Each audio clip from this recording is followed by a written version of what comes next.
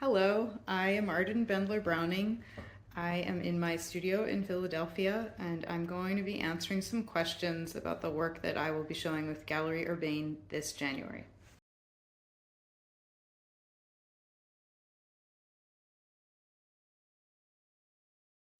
There is a different sense of time um, and memory in each of the works that I've included in this exhibition.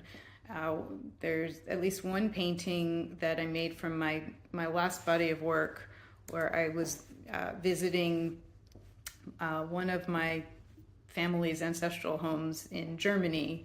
It was a place that I had never been before, and most of my family had not been back to in almost 90 years. So it was at once familiar and extremely remote. Um, and the connection that I felt while traveling there was this bigger sense of time, especially during my hikes in nature. And then there's the quicker sense of time where I'm trying to just make notes of everything that I'm passing through along a hike, trying to gather these just moments of details of how the sunlight is in a particular moment, and noticing details and layers of different plants on top of each other, and also in cities, thinking about the sounds and noticing people passing through a space and how that changes.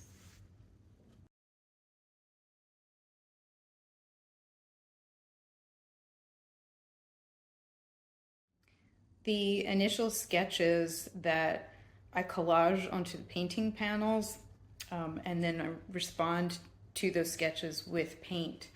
The sketches and the paint really are not predetermined at all. Everything is really an intuitive response. Initially, it's a response to the place and time of being there. And then the painting ends up being an intuitive response and also formal response to the characteristics of that sketch. And while I'm mostly responding to the specific marks and composition, inevitably a certain type of abstract space develops. And I think in the process of working, it also leads itself to becoming this more meditative experience where I might be kind of transporting myself back to that place, or getting the feel of a place that I haven't even imagined yet.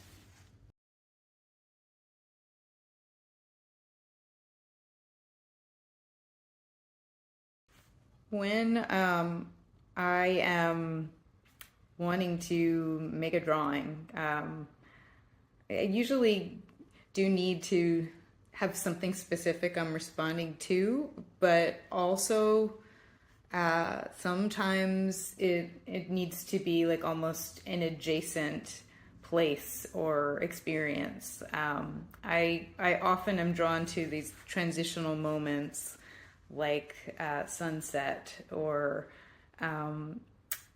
a place where there's just so much visual detail that it would take a lot of time just being in the space um, to kind of take it all in.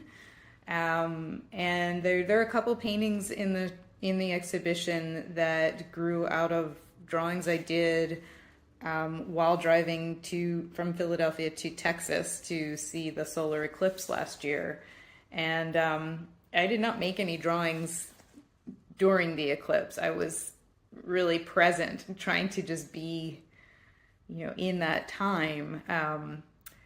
But those moments stayed with me so powerfully that while I was drawing during the road trip there and back, that anticipation of what it might be like, and then the memory of that bigger sense of being and strange sense of time, and the just bizarre light and colors that all occurred, certainly, I think, played out in just the way I was looking at the ordinary of just passing trees and cars and infrastructure on the interstate.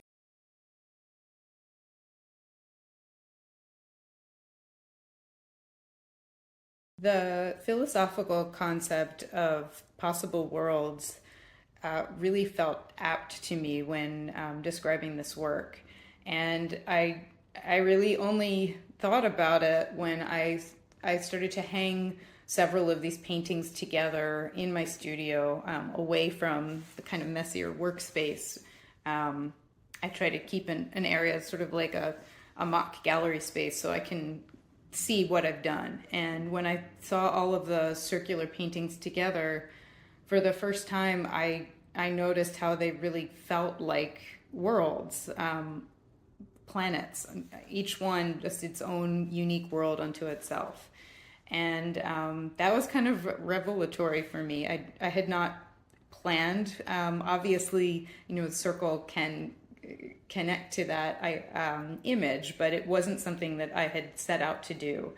And so I like the idea of them being these worlds, and then thinking about the fact that I'm not sure how they're going to develop, that it's all based on this smaller sketch from another real environment, of course distorted because it's just a gesture drawing.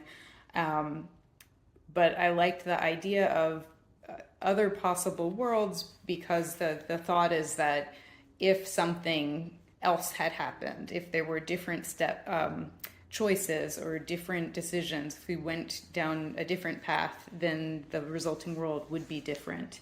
And particularly this year with the election and all that has been attached to it, that's certainly been prevalent in my mind, and I think a lot of people's, that we didn't know which way things would go, and what if different events had not occurred or had occurred differently.